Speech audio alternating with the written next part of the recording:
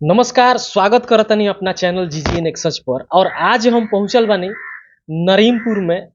आज जौन हमरा बगल में शख्स रउआ देख रहल बानी, यहाँ के नाम भोजपुरी के वो धरोहर में लिखल जाला जेकरा के शिरोमणि सुखनंदन यादव कहल जाला। मान सम्मान के साथे यहाँ के आज भी ओहू बेरा जियल बानी और आज भी जियतानी। रामायण के अनुवाद जौन बा तमाम भाषा में भइल बा, लेकिन पहिलका बेरी अनुवाद जौन बा रामायण के यहाँ के द्वारा भोजपुरी में कइल गइल बा।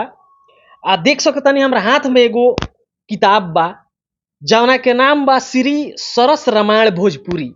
आ रचनाकार व्यास शिरोमणि श्री सुखनंदन दास इहे के कइल गइल बा और इहे के द्वारा ई बुक के रचना कइल गइल बा। देख सकते तमाम में जौन भी श्लोक मिली, जौन भी एमे कथन मिली, तमाम भोजपुरी में बा। तो चली हमनी के हमरा चैनल पर व्यास जी सबसे पहले राउर तो हार्दिक स्वागत बा। व्यास जी पहले एकरा बारे में कुछ बताई हमरा कि सरस रामायण भोजपुरी में जो रचना रहुआ कइले बानी। सरस रामायण हम लिखले बनी जी। हम कहीं प्रोग्राम करी तहाँ अगर औध बिहारी नेताजी के कहीं वो जो न्योता हो जाओ तो बड़ी वहाँ का सुनी। जी।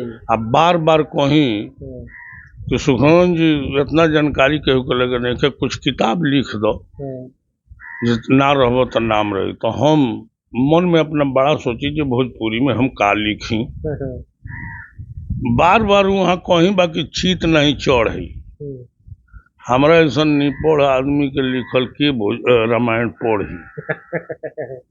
बाकी एक दिन हम देखनी लिखल भिखारी ठाकुर के नाटक, तहिया हमरा खुल गई दिमाग के फाटक कि जब भोजपुरी में भिखारी ठाकुर नाच के नाटक लिख दिले तो इतना प्रसिद्ध हो गए, तो भोजपुरी में हम रामायण लिख दे तो काहे ना प्रसिद्ध होई, तो काहे ना लोग पढ़ी। तो औध बिहारी के कहला के प्रेरणा से हम लिखे के शुरू कैनी। अब भोजपुरी में उ गीत में लिखले बनी जौन महेंद्र मिश्र के पूर्वी भिखारी ठाकुर के गीत देहात में जितना लोग गावेला लाचारी जितना कुल अबेला लुप्त हो रहल बा, जात पर बैठ के कुल मेहरारू जत के सारी गाओ तली सो उ धुन भी एमे दले बनी। सीजन सीजन के धुन दे दे के आ तब एकरा के 7 कांड में हम एमे 7 गो कांड बा। 7 गो कांड लिखले बनी। एमे वाल्मीकि रामायण के मुख्य रखले बनी, रामचरितमानस के दूसरका स्थान पर रखले बनी, ओकरा बाद आनंद रामायण से भी लेले बनी, ओकरा बाद अध्यात्म रामायण से भी लेले बनी, ओकरा बाद अद्भुत रामायण से भी लेके पुराण में जौन बढ़िया बढ़िया रामायण के खातिर मिलल बा वो पुराणों में से भागवत पुराण, विष्णु पुराण, पुराणन में से ले लेके मैं भरल बनी। अच्छा, कितना दिन में रचना कइल? 9 में शुरू कैनी लिखे के 17 में पूरा भइल। 2009 में? हाँ। 2017 में पूरा भइल, लेकिन छपाई के सामर्थ्य ना जुटत या हमरा अंदाजो ना होत जे केंग आई छपाई। अच्छा। तो करत करत तब तो जाके 24 में छपाइल ह। अच्छा, तो माने केंग कहाँ छपाई है? गोरखपुर छपाइल। गोरखपुर पहले गनी से हमने के गीता प्रेस में, तो गीता प्रेस वाला लोग जवाब दे दिया कि हमने के नया किताब ना छपीले सन, जौन पुराण रामायण पहले से छपाता उहे छपीले सन। तो वह पता बतलौले एगो कमल प्रेस के। तो कमल प्रेस में निशन तो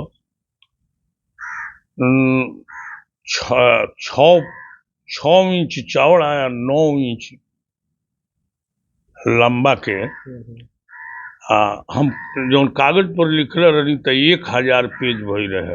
अच्छा। तो हम कहनी कि किताबो अभी तो कम हो जाई, 700 के कहनी तो हिसाब जोड़ के 2,11,000 बतौले, लेकिन जब छपाए लगल तो 1000 पेज हो गए। अच्छा। तो 3 लाख कुछ हो गई, 3 लाख कुछ रुपया खर्चा हो गई। अच्छा। अब एकरा के लोकार्पण करे के दिन तब आ गइल बावे इलेक्शन। तो सोचल जाता जे इलेक्शन बीतो तब एकरा के बढ़िया से लोकार्पण कइल जाए। अच्छा, हम्म, तो मतलब इलेक्शन बीतला के बाद एकर जौन बाकी लोकार्पण हुई हम्म, और तमाम लोग रही, चूंकि हाँ। ई भोजपुरी के एगो धरोहर के हाथे ई रचना भोजपुरी खातिर भोजपुरी में कइल गइल बा। आ अवध बिहारी चौधरी जेकरा बारे में रउआ सभे जानतानी, उहो के कोनो परिचय के मोहताज नहीं की, आ उहे के कहला पर रउआ एकरा के रचना कइल प्रारंभ कर दो। हाँ हाँ आज एमे- जौन बाकी छप के तैयार हो गइल। एमे नाम एमे हम लिखलहूँ बानू के अच्छा, उहे के नाम भी एमे बा। हाँ उहे के प्रेरणा से हम लिखे के शुरू कइले। अच्छा, फर्स्ट पृष्ठ पर ना हुई। वो नहीं तो हाँ। कथा में ओने अच्छा, भीतर बा। कथा में अंदर जौन बाकी एमे बा, हाँ। उहो के वर्णन हाँ एमे बा। जेंगा ब्रह्मा जी प्रेरणा देहलन वाल्मीकि जी के हाँ, हाँ, हाँ, लिखे के, हाँ, हाँ, उंगा हाँ। हमरा के अवध बिहारी मंत्री जी लिखे के प्रेरणा देहले तो हम लिखे के शुरू कर। अच्छा अच्छा, एमे से कुछ कुछ धुन मन सुनाए।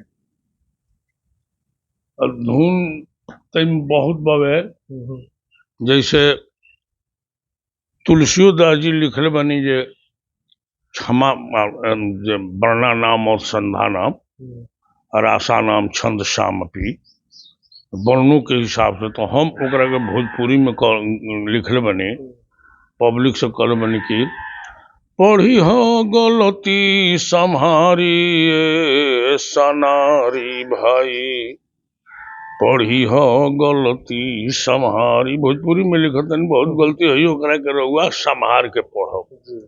काहे कि 63 अक्षर के अर्थ न जननी, जननी न छंद्र अलंकारी।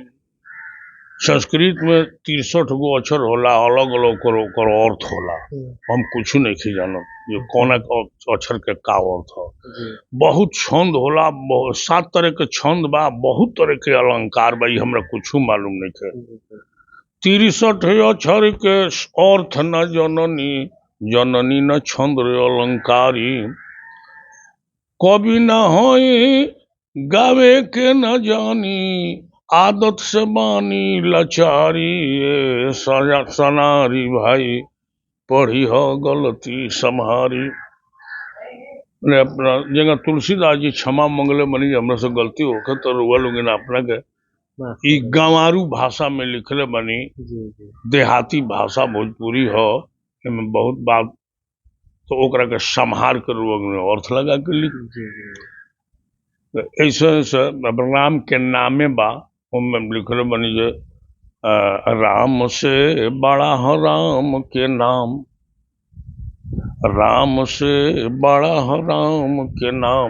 ऐसा ऐसा गीत जैसे वहाँ एगो विवाद चलेला, जहाँ पहले चल रहा जो तुलसीदास जी लिखले रहे ढोल गंवार शूद्र पशु नारी, हमेशा एकर विवाद एक पर हमेशा विवाद होला। एकरा के हम भोजपुरी में लिखले बनी कि उसर में बिया कबहू न जामी, मूर्ख कबही मूर्ख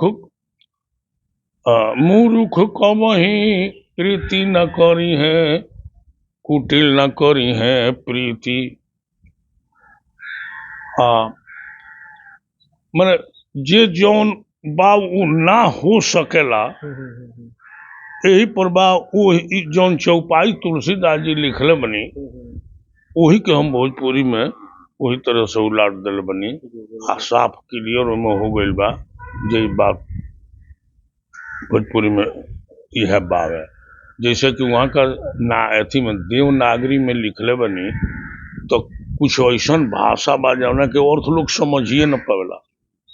ढोल गंवार शूद्र के अर्थ लोग ना बुझेला, शूद्र के अर्थ लोग बुझेला नीच जात। शूद्र के अर्थ नीच में ना है, ओकरा के नीच मानल जाला, नौकरी करे वाला के शूद्र कहल जाला। तो नौकरी करे वाला के मालिक हमेशा देखभाल ना करे तो सही से नौकरी ना करी।